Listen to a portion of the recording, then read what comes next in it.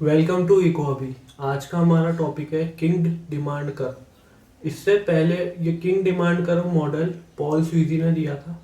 अब इससे पहले हम किंग डिमांड कर्व की बात करें, हमें ये मॉडल जिस मार्केट स्ट्रक्चर पे बेस्ड है जो कि ओलिगोपोली, उसके और समझना थोड़ा सा इम्पोर्टेंट है। तो यहाँ पे हम बात करेंगे कैरेक्टरिस्टिक्स ऑफ ओलिगोपोली। आप लोग अभी डायग्राम को मत देखें, इधर ध्यान दें कैरेक्टरिस्टिक्स क्या क्या है, फिर उसके बाद हम डायग्राम पे आएंगे। पहले सबसे पहला कैरेक्टरिस्टिक्स है फ्यू सेलर्स। अब ओलिगो मतलब होता है फ्यू और पोली मतलब होता है सेलर्स। तो ओलिगोपोली एक ऐसा मार्केट स्ट्रक्चर है जिसमें कि सेलर्स हमेशा कम होते हैं। जैसे कि हम लोग एग्जांपल ले सकते हैं, ऑटोमोबाइल इंडस्ट्री में आप देखेंगे कि जैसे हमारे मारुति है, फोर्ड है, हुंडई है, टाटा है और स्कोडा है, तो लिमिटेड सेलर्स हैं यहाँ पे। और यही एक ओलिगोपोली का एग्जांपल है क्योंकि यहाँ पे कम सेलर्स हैं और दूसरे कैरेक्टरिस्टिक्स भी मैच होंगे, अभी हम देखेंगे। तो बैरियर्स टू एंट्री, अब अगेन ऑटोमोबाइल इंडस्ट्री में आप देख सकते हैं कि बैरियर्स है, क्योंकि बैरियर्स टू एंट्री मतलब कि एंट्री हर कोई नहीं कर सकता, उसमें कुछ बैरियर्स होते हैं जो आपको पार करने पड़ते हैं। तो ज़्यादातर फर्म्स उस बैरियर्स को पार नहीं कर पाती, इसलिए वो उस मार्केट में आ ही नहीं सकती। जैसे ओलिगोपोली में यूजुअली क्या होता है, कॉस्ट ऑफ प्रोडक्शन बहुत ज़्यादा होती है। ऑटोमोबाइल इंडस्ट्री में हम देखेंगे तो हर कोई गाड़ी प्रोड्यूस नहीं कर सकता, हर कोई इस बिजनेस को स्टार्ट नहीं कर सकता। चार दोस्त मिलके ये नहीं सोच सकते कि चलो यार कल हम गाड़ी का बिजनेस चालू कर लेंगे और कल से हम गाड़ियाँ प्रोड्यूस करेंगे। ऐसा तो होता नहीं है क्योंकि बहुत ज़्यादा हाई कॉस्ट है। तो हर कोई इतना इन्वेस्टमेंट, हैवी इन्वेस्टमेंट अफोर्ड नहीं कर सकता, इसलिए कम प्लेयर्स हैं इस मार्केट में। और इस वजह से इंटरडिपेंडेंस होती है। मतलब इंटरडिपेंडेंस मतलब सीधा सीधा मतलब ये है, एक सेलर जो एक्शन लेगा, अगर वो अपनी प्राइस चेंज करेगा तो उसका असर दूसरे सेलर्स पे भी पड़ेगा।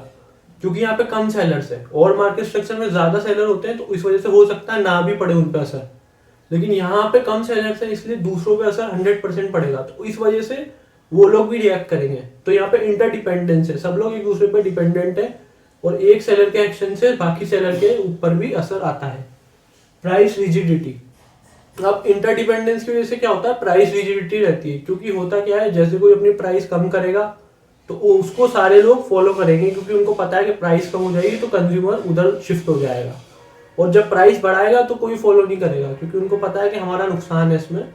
अगर हम प्राइस बढ़ाएंगे तो कंज्यूमर हमारे कम हो जाएंगे, वो बढ़ा रहा है उसका नुकसान है, हमें क्या दिक्कत है। एडवर्टाइजिंग एंड सेलिंग कॉस्ट, अब इसमें क्या होता है, कम्पीट तो करना है फर्म्स को। अब वो प्राइस रिजिडिटी है, प्राइस कंपटीशन नहीं कर रहे, तो वो अपने ब्रांड इमेज को सुधारेंगे, वो अपना प्रोडक्ट डिफरेंशिएशन पे फोकस करेंगे, एडवर्टाइजिंग करेंगे, अपनी पैकेजिंग चेंज करेंगे, अपने यूनिक फीचर्स कुछ मतलब लगाएंगे अपने प्रोडक्ट में, उसके एडवर्टाइज मतलब उसको अलग दिखाएंगे कंपेटिटर्स से। और इनडिटर्मिनेटनेस ऑफ द डिमांड कर्व, अब इसमें डिमांड कर्व को हम डिटरमाइन नहीं कर सकते, हम ड्रॉ नहीं कर सकते कि ये ऐसे हम यूं बना देते हैं डिमांड कर्व, मोनोपोली में बना देंगे हम, परफेक्ट कंपटीशन में हम परफेक्टली इलास्टिक बना देते हैं, मोनोपोलिस्टिक में भी बना देते हैं। इसमें इसलिए नहीं बना सकते क्योंकि इंटरडिपेंडेंस है, उस वजह से ही नहीं बना सकते। क्योंकि एक सेलर ये नहीं बता सकता कि मैं इस प्राइस पे इतनी प्राइस कम करूंगा तो मेरी डिमांड इतनी बढ़ेगी।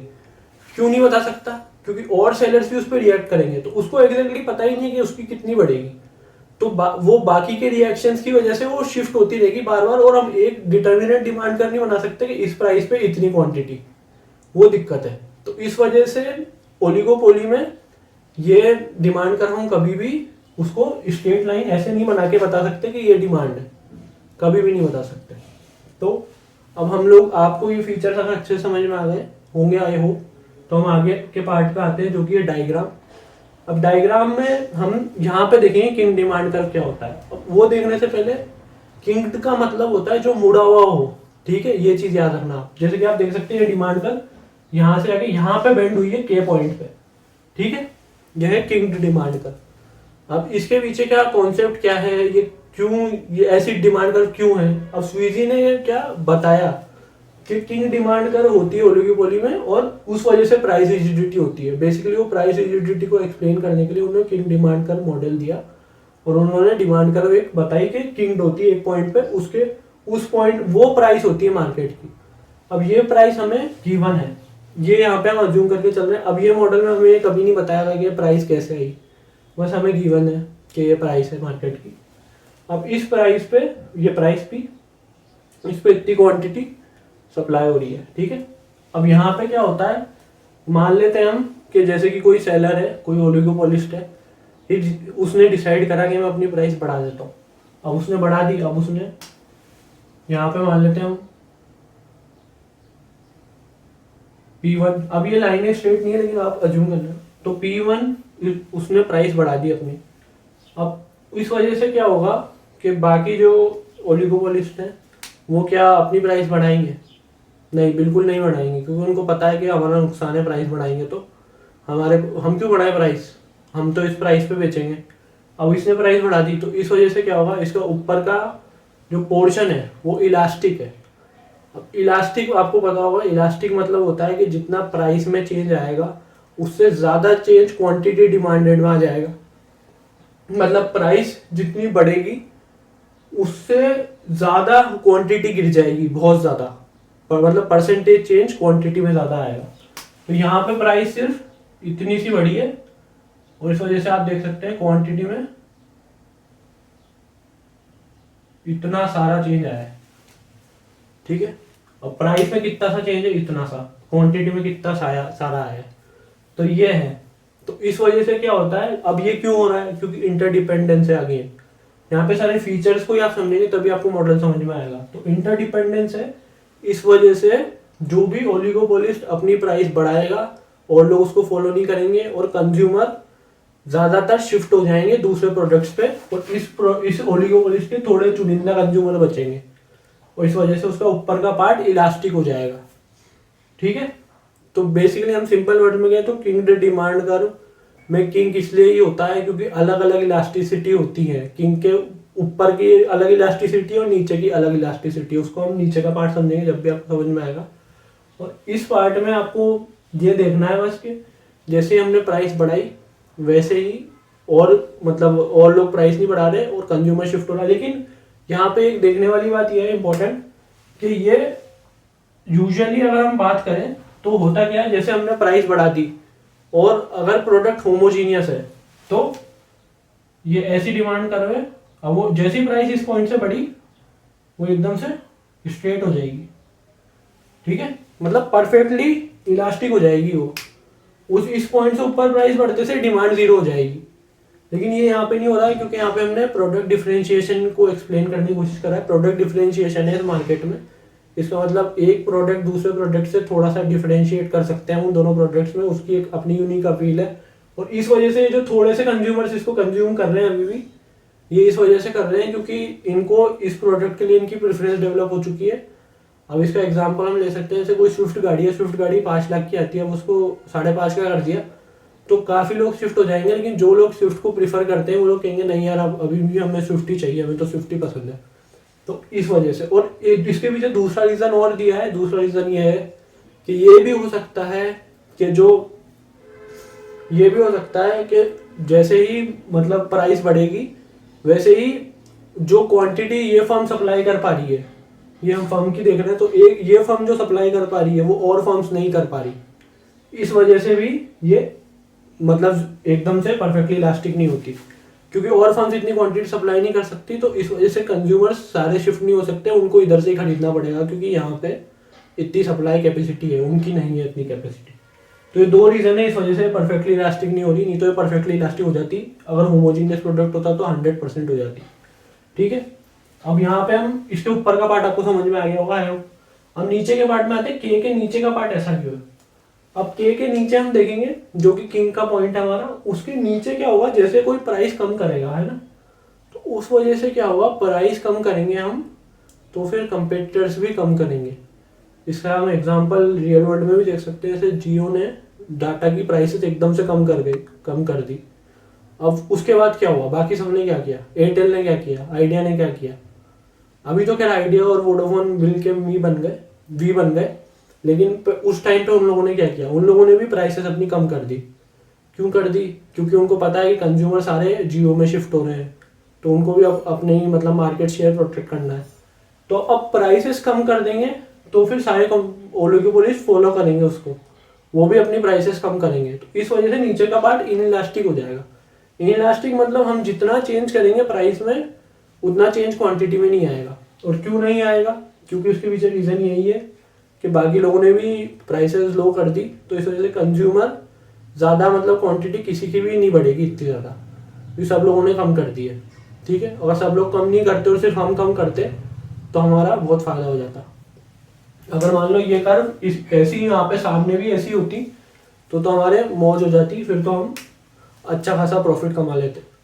लेकिन यहाँ पे ऐसा नहीं हो सकता, तो इस वजह से यहाँ पे आप देख सकते हैं तो यहाँ पे नीचे का पार्ट इन इलास्टिक है और ये दोनों अलग अलग इलास्टिसिटीज हैं इन पॉइंट्स पे। इस वजह से ये डिमांड कर किंग्ड है इस पॉइंट पे, और इस वजह से ही एक ओलिगोपोलिस्ट कभी भी अपनी प्राइस को चेंज नहीं करेगा, वो हमेशा रिजिड रहेगी, क्योंकि ऊपर अगर वो जाएगा तो बाकी लोग फॉलो नहीं करेंगे। उसकी डिमांड देखो कितनी कम हो गई।